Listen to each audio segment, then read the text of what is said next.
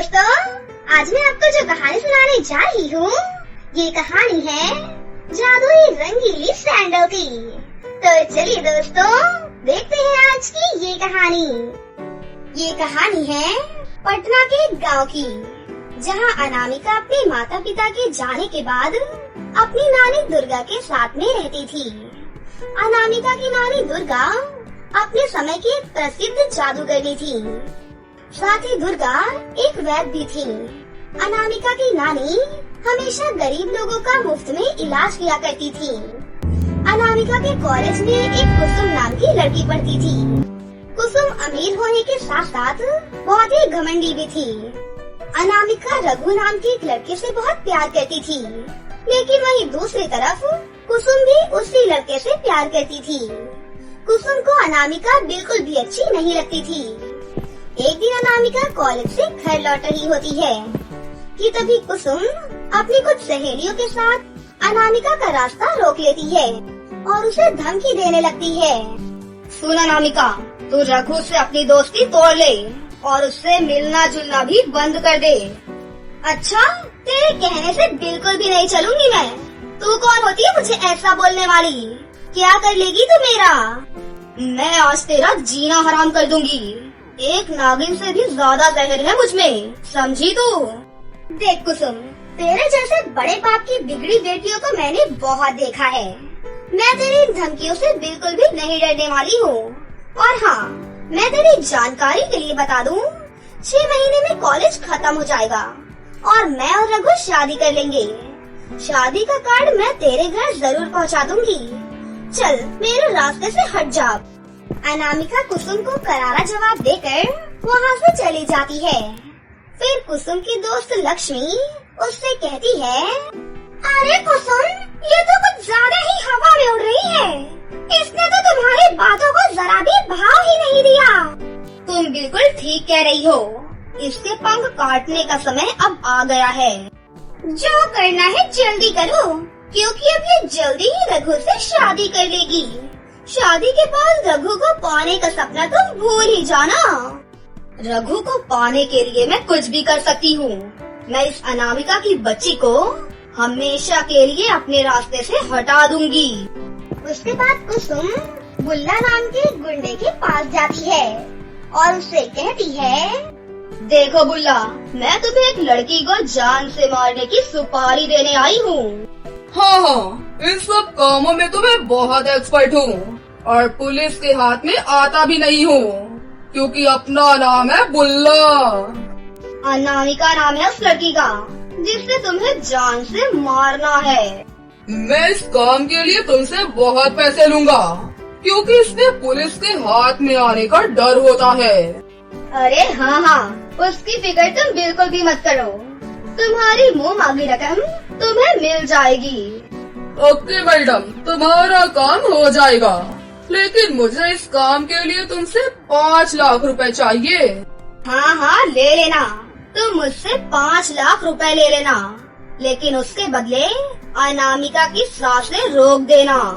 इतना कहकर कुसुम वहाँ से चली जाती है और वहीं दूसरी तरफ से कई महीने बीत जाते हैं और अनामिका और रघु की शादी का टाइम भी आ जाता है। अनामिका को अपनी शादी की शॉपिंग करने के लिए बाहर जाना था।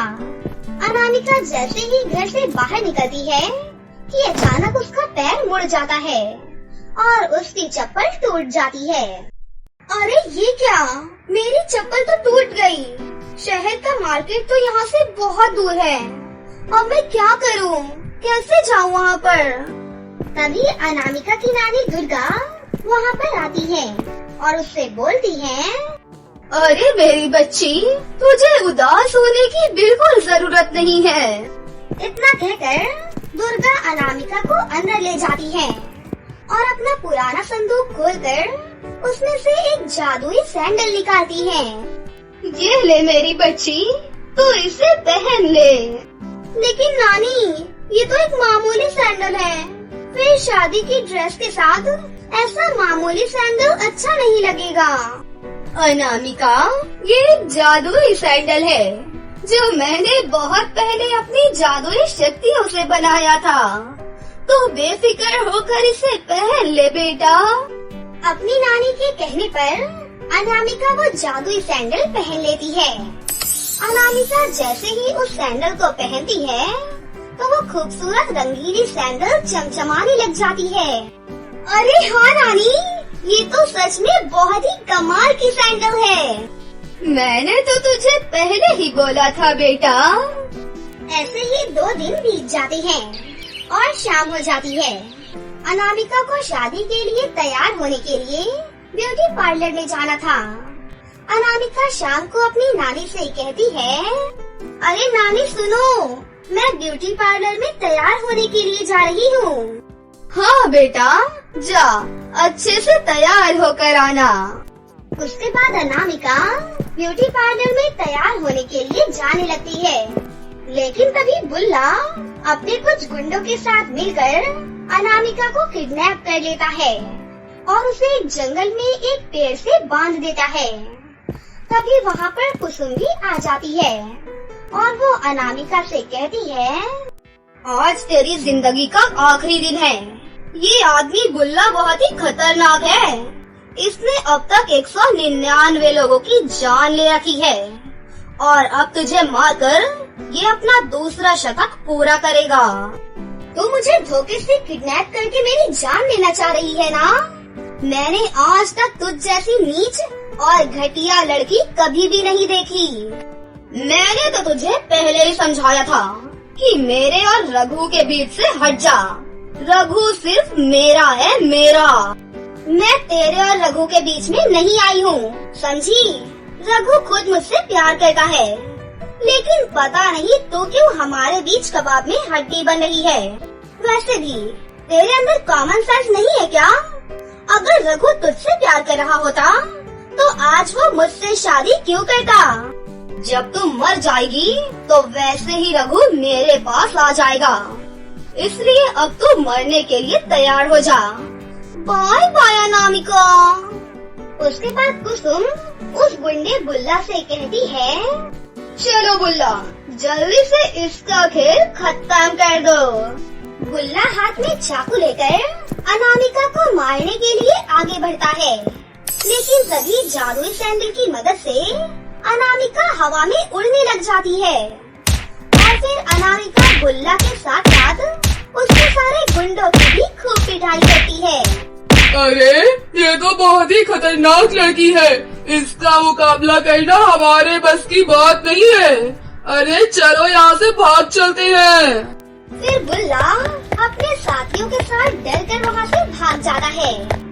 उसके बाद अनामिका कुसुम से कहती है, देखा कुसुम, तेरे पालतू कुत्ते तो भाग निकले। अब तुझे मुझसे कौन बचाएगा? अब तुझे सबक सिखाने का समय आ गया है।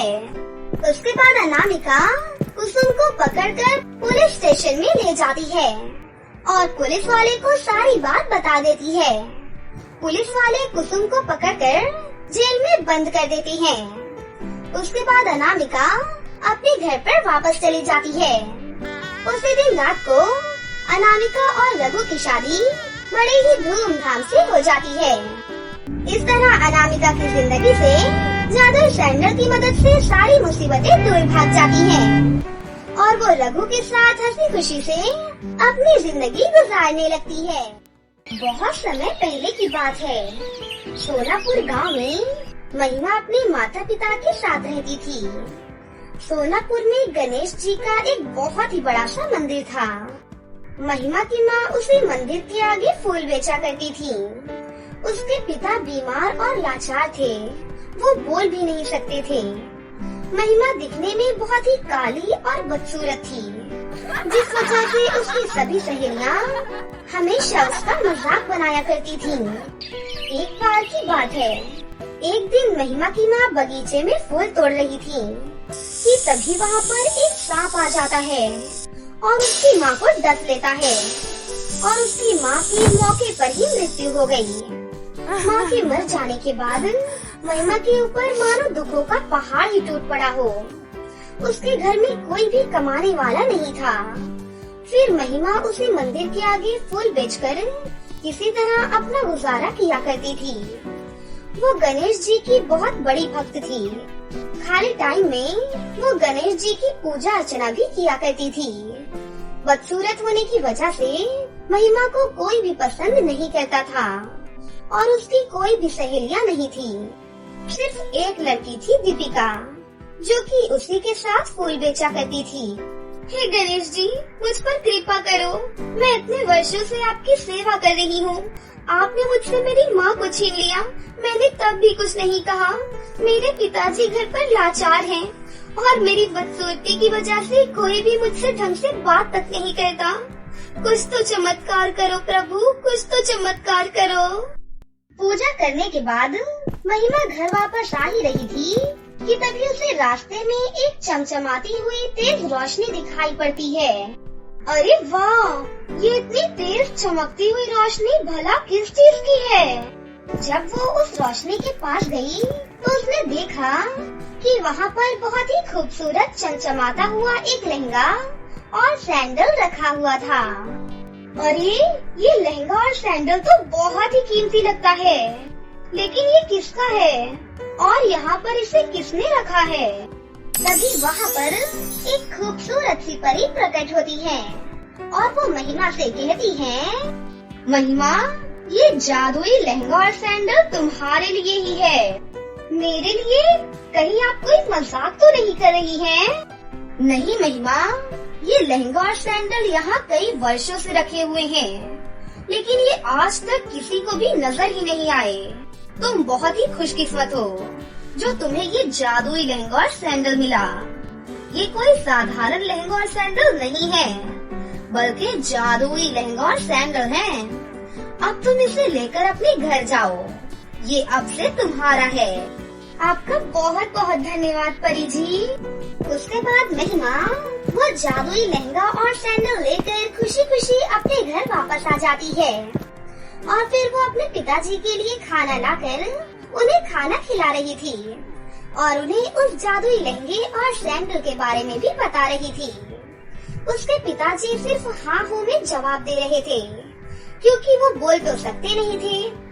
फिर वो अपने पिताजी को खाना खिलाकर अपने कमरे में वापस गई और शीशे के सामने खड़ी होकर जादुई लहंगे और सैंडल को पहनती है।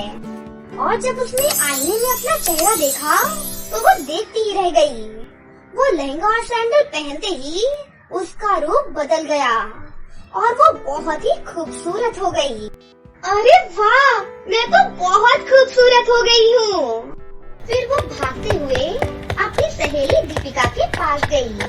अरे महिमा, तुम एकदम से इतनी खूबसूरत कैसे हो गई? उसने उसे कोई भी जवाब नहीं दिया और खुशी खुशी सबको अपना बदला हुआ रूप दिखाने के लिए चली गई। थोड़ी देर बाद जब वो अपने घर वापस आई तब उसने देखा कि उसके पिताजी बिस्तर पर बैठकर कुछ बड़बड़ा रहे थे। जब वो उनके नजदीक पहुंची तो अपने पिताजी को जैसे ही उसने छुआ तो उसके पिताजी उठकर खड़े हो गए और बोलने लग गए। ये सब देखकर महिमा की आंखों से आंसू गिरने लग गए। अरे बेटी, रो मत। अब मैं एकदम ठीक हो गया हूँ। अब मैं चल फिर और बोल भी सकता हूँ। फिर महिमा अपने पिताजी को उस जादुई लहंगे और सैंडल के बारे में बताती है कि ये जादुई लहंगे और सैंडल का ही जादू है और इसी ने सारे चमत्कार किए हैं। पिताजी, अब कल से आप भी मेरे साथ फूल बेचने चलना। सब लोग आपको देखकर हैरान हो जाएंगे। अगले दिन जब महिमा और उसके पिता सोकर उठे तो वो हैरान रह गए। उनकी टूटी फूटी झोपड़ी एक बहुत ही बड़े बंगले में बदल गई थी। घर पर चारों तरफ महंगे महंगे फर्नीचर, कीमती कीमती सामान रखे हुए थे। पिताजी, आप ये सब देख रहे हो ना? ये सब इस जादुई लहंगे और सैंडल का ही कमाल है। तुम ठीक कह रही हो बेटी। जरूर, ये सब तुम्हारे अच्छे कर्मों का ही फल है। अब उनके पास सब कुछ था। उन्हें फिर से फूल बेचने की भी कोई जरूरत नहीं थी। उनके घर में गाड़ी, नौकर चाकर सब कुछ था। फिर महिमा अपने पिताजी से बोली, पिताजी चलिए तैयार हो जाइए, मंदिर चलते हैं और गणेश जी को धन्यवाद करके आते हैं। तभी उसकी सहेली दीपिका उसको फूल बेचने के लिए बुलाने आती है। वो महिमा की छोटी सी झोपड़ी की जगह आलीशान बंगला देखकर हैरान रह जाती है और फिर वहीं से घर वापस चली जाती है। महिमा जब अपने पिताजी के साथ मंदिर में दर्शन के लिए पहुंची, तो सब लोग उसे देखकर हैरान रह गए। वो मंदिर में गई। उन्होंने भगवान के सामने खड़े होकर प्रार्थना की और भगवान को धन्यवाद किया और गरीबों में खाना और कपड़े भी बांटे। तभी दीपिका वहाँ पर आई और उससे बोली, महिमा, मुझे बताओ ना, कैसे ये सब हुआ है? तुम्हारे हाथ कोई खजाना लगा है क्या? फिर महिमा ने हंसते हुए कहा, ये सब ऊपर वाले की कृपा है।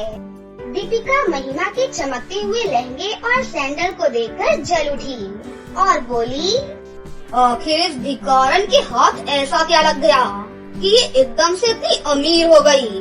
पता तो करना ही पड़ेगा। फिर दीपिका ने छुपकर उसका पता लगा ही लिया कि आखिर ये सब उसके जादुई लहंगे और सैंडल का ही कमाल है। मुझे कुछ तो करना ही पड़ेगा। और वो अगली सुबह महिमा के घर पर आई और उससे बोली, महिमा, तुम्हारा ये लहंगा और सैंडल तो बड़े सुंदर लग रहे हैं। मुझे आज शादी में जाना है। मुझे ये लहंगा और सैंडल दे दो ना, मैं तुम्हें कल वापस कर दूंगी। दीपिका को इस तरह से लहंगा और सैंडल मांगता देख महिमा उसे मना ही नहीं कर पाई और फिर उसने जादुई लहंगे और सैंडल को उतारकर दीपिका को दे दिया। लहंगा और सैंडल जैसे ही दीपिका के हाथ में गए, वैसे ही वो पत्थर के हो गए। अरे, ये क्या किया तुमने दीपिका? मेरे लहंगे और सैंडल को ये क्या हो गया? दीपिका जोर जोर से हंसते हुए लहंगा सैंडल वही फेंक कर भाग गई। अभी वो थोड़ी ही दूर गई थी कि महिमा के गार्ड ने आकर कहा, महिमा मैम, अचानक आपकी सहेली का पैर फिसल गया और वो गिर पड़ी। उनके सर से बहुत ज्यादा खून निकल रहा है। महिमा भागते हुए दीपिका के पास गई और उसे उठाकर अपने कमरे के अंदर लेकर आई और उसकी जल्दी से मरहम पट्टी की। उसके बाद उसे उसके घर पहुंचा कर भी आई। फिर घर आकर उस पत्थर के लहंगे और सैंडल को बड़े ही उदास मन से अपने हाथ में लिया। लहंगा और सैंडल महिमा के हाथ में आते ही चमकने लगे। महिमा बहुत खुश हुई। फिर कुछ ही दिनों बाद दीपिका महिमा के पास आई और उससे बोली, मुझे माफ कर दो महिमा, मेरे मन में लालच आ गया था और मैं तांत्रिक के पास गई थी। उसी के कहने से तुम्हारे वो जादुई लहंगे और सैंडल पत्थर के हो गए थे। पर अब मुझे अपनी गलती का एहसास हो चुका है। अब मैं कभी भी ऐसी गलती नहीं करूँगी। मुझे माफ कर दो महिमा, प्लीज मुझे माफ कर दो। महिमा दिल की बहुत अच्छी थी। वो दीपिका को माफ कर देती है और फिर सभी लोग हंसी खुशी से एक साथ रहने लगते हैं। तो दोस्तों, कैसी लगी आपको हमारी ये कहानी? अगर आपको हमारी कहानी अच्छी लगी हो तो इसे जरूर लाइक करें। साथ ही हमारे चैनल को सब्सक्राइब भी कर लें और बेल आइकन को दबाना ना भूलें। मिलते हैं अगली वीडियो में। धन्यवाद।